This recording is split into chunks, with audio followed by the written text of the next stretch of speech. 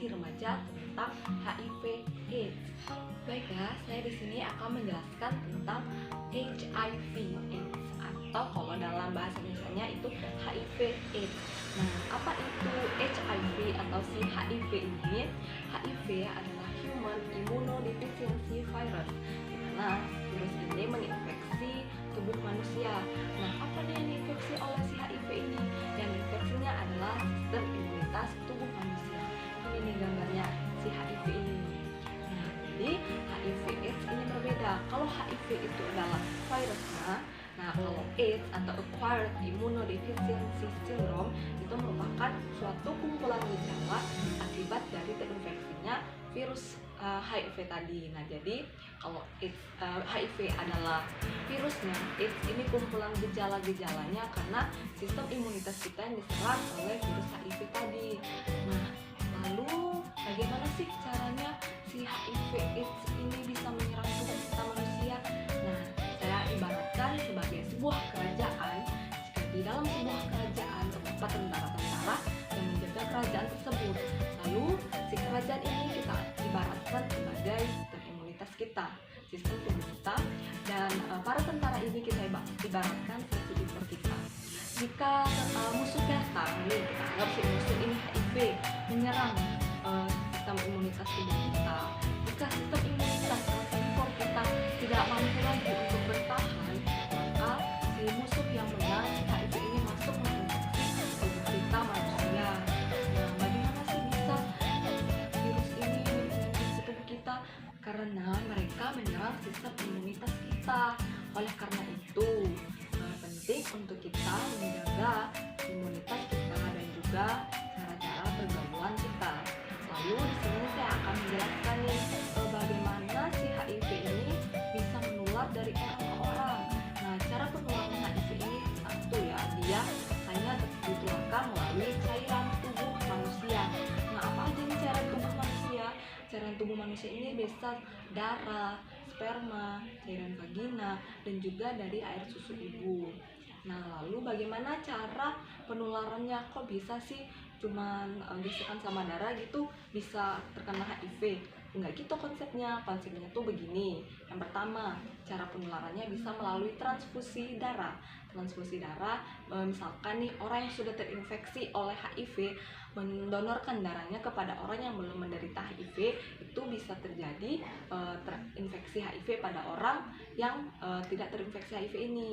Jadi orang yang belum terinfeksi karena dia menerima donor darah dari orang yang udah terinfeksi nih, jadi si orang yang belum terinfeksi ini mengalami HIV. Lalu selain darah, apalagi dong yang menyebabkan seseorang itu bisa terinfeksi oleh virus HIV? Nah, selain transfusi darah, ada juga cara lainnya yang bisa menyebabkan kita terinfeksi HIV, yaitu dengan jarum suntik. Nah, jarum suntik ini bisa menyebabkan misalkan nih kamu menggunakan jarum suntik dari orang yang sudah terinfeksi HIV, lalu disuntikkan kepada orang yang belum mengalami HIV. Nah, itu bisa menjadi cara penularan dari HIV tersebut. Seperti yang saya jelaskan tadi, ada yang bisa melalui transmisi perpindahan HIV, virus HIV ini dengan cara cairan vagina, sperma. Nah, oleh karena itu cara penularannya ini dibagi dua. Ada namanya transmisi secara seksual dan juga transmisi secara non seksual. Nah, transmisi seksual ini apa? Seperti namanya, yaitu transmisi seksual, di mana cara penularannya dengan melakukan hubungan seks, di mana jika seseorang yang belum mengalami HIV melakukan hubungan seksual dengan orang yang sudah mengalami HIV, nah orang tersebut dapat terinfeksi HIV. Lalu selain hubungan seksual tadi, ada yang non seksual. Nah, apa itu non seksual? Non seksual itu seperti yang saya jelaskan tadi, yaitu melalui jarum suntik. Selain jarum suntik, donor darah, ada lagi nih, yaitu tato. Nah, jika seseorang nih misalkan kita andaikan kamu belum mengalami HIV, lalu kamu pergi ke tempat orang untuk membuat tato nih, tetapi ternyata jarum suntik yang digunakan itu sudah pernah terpakai oleh orang yang terinfeksi HIV. Nah, kamu bisa mengalami HIV karena seperti yang katakan tadi. Nah, jarum tato itu masuk ke tubuh manusia, kan dia terkena cairan di tubuh manusia. menyusut itu darah. Nah, itulah yang menyebabkan mengapa jarum tato itu harus steril. Oleh karena itu, kalau kamu memang mau membuat tato nih, carilah tempat yang steril, yang benar-benar tempat itu terjaga kebersihannya. Selain itu, selain jarum suntik, tato, donor darah, apalagi sih yang bisa membuat seseorang tertular HIV? Nah, seseorang bisa tertular dari HIV dari ibunya yang terinfeksi HIV. Jadi misalkan seorang ibu yang hamil, dia mengandung anak, nah ibu hamil ini ternyata sudah terinfeksi HIV, kemungkinan besar anaknya bisa mengalami HIV. Tetapi ada cara-cara supaya anaknya tidak terinfeksi HIV di dewasa nanti, bisa dengan ibunya operasi sesar atau juga bisa dengan si anak ini ibunya disarankan untuk mengkonsumsi obat dan juga tidak menyusui si anak tersebut. Lalu apa aja sih tanda dan gejala seseorang mengalami HIV? Nah, seseorang yang mengalami HIV pada awal-awal terinfeksi itu tidak menunjukkan tanda atau gejala yang spesifik. Nah, biasanya orang yang terinfeksi HIV ini akan ketahuan setelah beberapa tahun. Nah, lalu biasanya ada apa aja nih gejalanya? Nah, kalau untuk orang HIV, tanda-tandanya seperti orang itu sering keringat dingin, terus juga demam, terus juga batuk yang nggak sembuh-sembuh, terus juga orang itu bisa, jika imunitas tubuhnya terus menurun, bisa terkena namanya itu infeksi oportunistik, di mana infeksi ini timbul karena sistem imunitas kita yang terus menurun. Lalu apa aja sih tanda dan gejala orang mengalami HIV? Yang pertama, orang itu mengalami keringat dingin pada malam hari. Yang kedua, orang itu mengalami nyeri kepala yang hebat. Yang ketiga, orang itu mengalami diare. Diarenya itu secara terus menerus. Lalu berat badannya terus menurun. Lalu juga timbul ruam-ruam di kulit mereka, dan juga mereka mengalami batuk juga yang nggak sembuh-sembuh. Untuk tanda dan gejala ini, orang yang mengalami HIV ini biasanya melewati 4 tahapan hingga dia bisa diketahui terinfeksi oleh HIV. Stage 1, di mana pada stage 1 ini, pada awal-awal dia terinfeksi sekitar 6 bulan sejak terinfeksi HIV, belum menunjukkan gejala-gejala yang spesifik. Umumnya orang yang sudah terinfeksi HIV ini akan sering demam, batuk, tetapi beberapa hari atau beberapa minggu kemudian mereka akan sembuh sendiri. Lalu masuk ke stage 2. Nah, stage 2 ini dimana seseorang setelah 6-10 tahun baru diketahui nih kalau mereka sudah terinfeksi HIV. Nah, gejala-gejala yang ditimbulkan pada saat masuk ke stage 2 ini itu sama seperti di awal tadi, nyeri kepala, lalu juga batuk-batuk yang tidak berkesudahan, demam.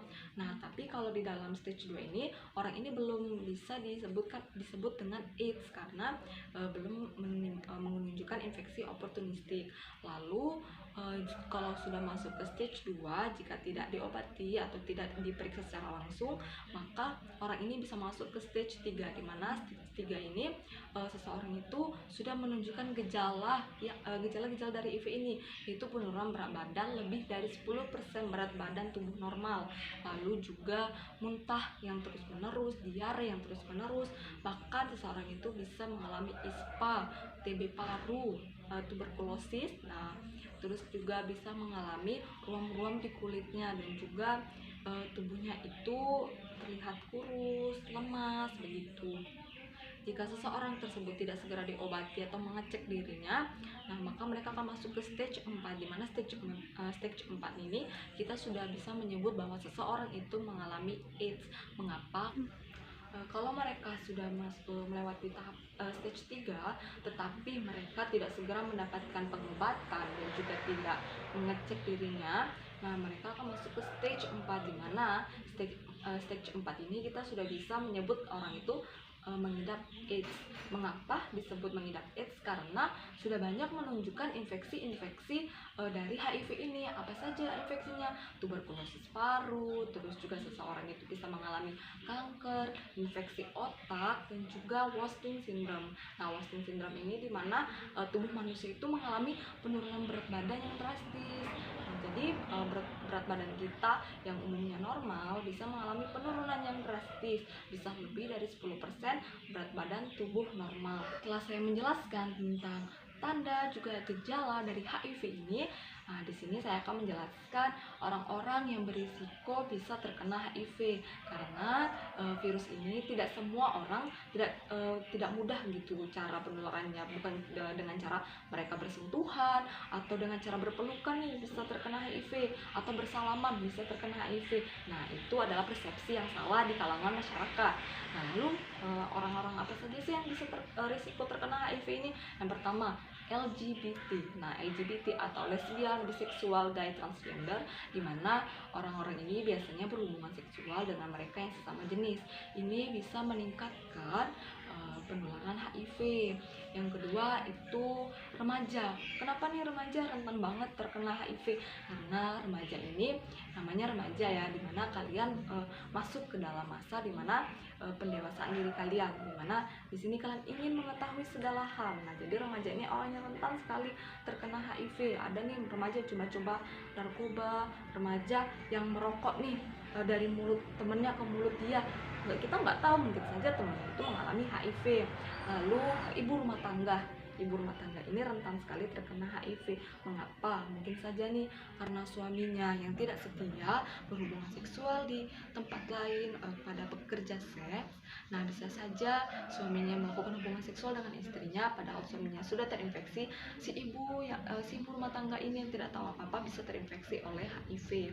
Lalu selanjutnya siapa aja nih yang risiko lagi? Pengguna narkoba. Nah, seperti yang dijelaskan tadi, penggunaan jarum suntik. Nah, jadi umumnya orang yang narkobaan itu juga menggunakan jarum suntik. Nah, itu bisa saja orang itu terkena HIV. Lalu bagaimana sih cara mencegah HIV ini? Nah, ada cara untuk mencegah HIV yaitu dengan 5 ABCDE. Apa aja tuh? Yang pertama abstinence, yang berarti kalian tidak melakukan hubungan seks dengan orang lain. Jadi cukup kalian melakukan hubungan seksual dengan satu orang saja. Lalu be faithful. Be faithful adalah setia, yaitu kalian setia kepada pasangan kalian. Jadi kalau teman-teman remaja di sana yang sudah masuk ke tahap pernikahan dan sudah menikah, setialah kepada pasangan kalian. Lalu C atau kondom. Use kondom. Kamu harus menggunakan pengaman saat kamu melakukan hubungan seksual. Karena apa? Seperti dijelaskan di awal, kalau penularan HIV ini bisa saja dengan cairan sperma atau cairan vagina. Lalu selanjutnya no drugs. Jadi kamu jangan coba-coba untuk mengkonsumsi narkoba. Kenapa? Karena narkoba ini mudah sekali penyebarannya kepada orang-orang yang sudah terinfeksi HIV. Jika kamu menggunakan narkoba lalu kamu meminjam teman kamu yang juga menggunakan narkoba tetapi orang itu sudah terinfeksi HIV, mudah sekali kamu terkena HIV, bukan? Lalu selanjutnya education. Kenapa education? Karena education itu atau edukasi sangat penting untuk kalian agar kalian mengetahui bagaimana HIV/AIDS ini menular, apa itu HIV/AIDS dan bagaimana cara kamu mencegah agar kamu tidak terkena HIV/AIDS. Nah, saya sudah menjelaskan nih apa saja cara-cara pencegahan dari HIV/AIDS ini. Nah, lalu apakah HIV/AIDS ini bisa disembuhkan? Nah, HIV/AIDS ini tidak bisa disembuhkan, tetapi virusnya dapat dilemahkan dengan mengkonsumsi obat ARV atau antiretroviral. Jadi orang-orang yang sudah terinfeksi HIV ini seumur hidupnya akan mengkonsumsi obat ARV tersebut. Jadi kalian jangan coba-coba untuk seperti melakukan hubungan seksual dengan orang lain, mencoba narkoba, lalu juga merokok. Nah, itu jangan sampai kamu tertular oleh HIV. Membantulah Indonesia untuk menurunkan angka HIV. Remaja sehat, remaja yang produktif.